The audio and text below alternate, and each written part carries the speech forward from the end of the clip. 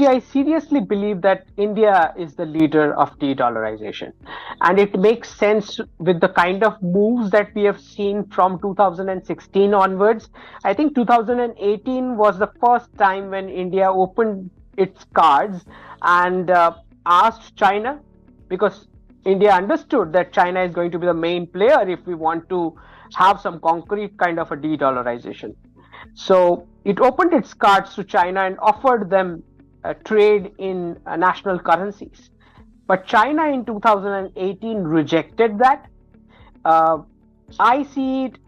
I see that rejection particularly because the Chinese Communist Party had back then had very strong ties with the US deep state in terms of this entire manufacturing and supply chain and whatnot. Um, but at that point in time, in 2018, UAE, Iran, and Russia, all three agreed to this Indian offer, right? So I believe India took the lead. While it is very obvious that any country who would want to go towards the path of de-dollarization, they need to accumulate gold and silver as precious metals, which China, Russia, and India have been doing. From 2015-16 onwards on a good scale in a decent amount. But the second move was shifting the trade to national currencies, shifting bilateral trade to national currencies. I think this is where, Russia and China had probably no clue. So I think it was India who took the leadership of the de-dollarization process altogether, and which is why today we have the first mover advantage, because right now the UPI, the RuPay card, and the technology which is developing this, alternate to the SWIFT payment mechanism, it's the Indian technology which is spreading. All right, it's not Chinese technology. Nobody is talking about the electronic yuan, e-yuan. Nobody is talking about the Russian Mir payment system. Most of the world is talking about the Indian payment systems, which is UPI and the RuPay card.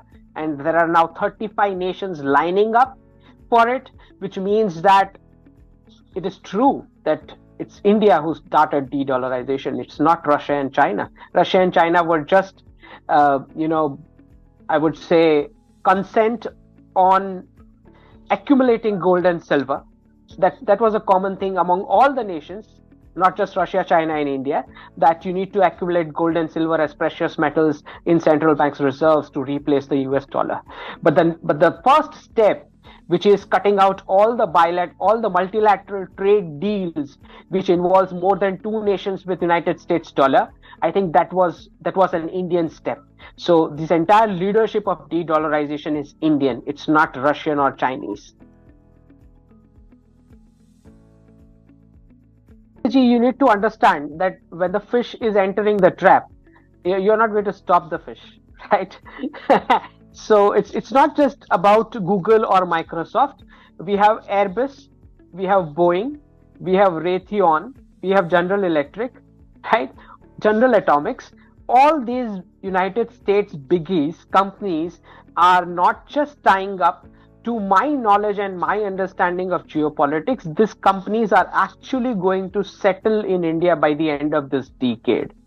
And it makes sense not just in terms of profits of business, but it makes sense in every perspective, in terms of, the value systems between the population of the two countries, the kind of cooperation which is possible between the population of two countries and the government going down, one decade down.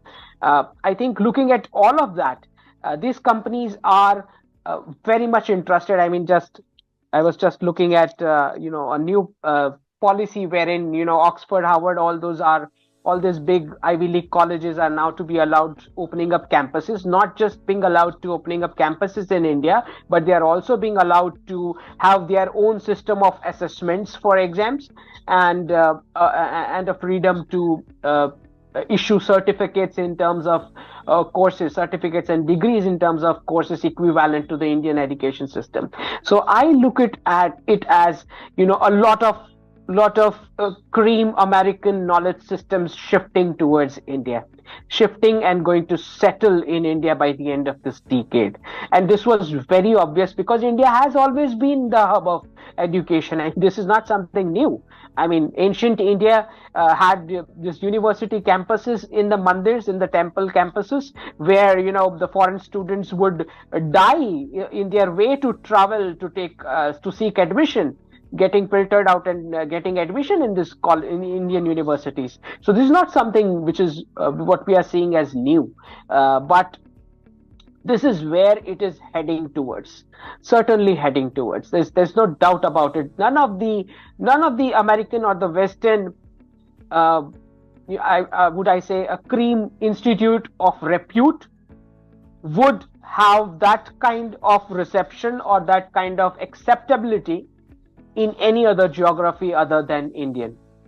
Which is, and this is not just about acceptability, it's also about what kind of future collaboration that is possible along with the Indian populace, which is the youngest population in the world right now. I mean, the next 3 decades, we are going to become the richest economy in the world. We are going to sit back on the throne, as I say. 2047 is our year. We are going to sit back on the throne which always belonged to us. For 1700 years, it had been the case. So, who will not be interested when, especially when, you see the Western countries are aging. They do not have younger working population anymore. So, where are they going to invest? It's obviously India.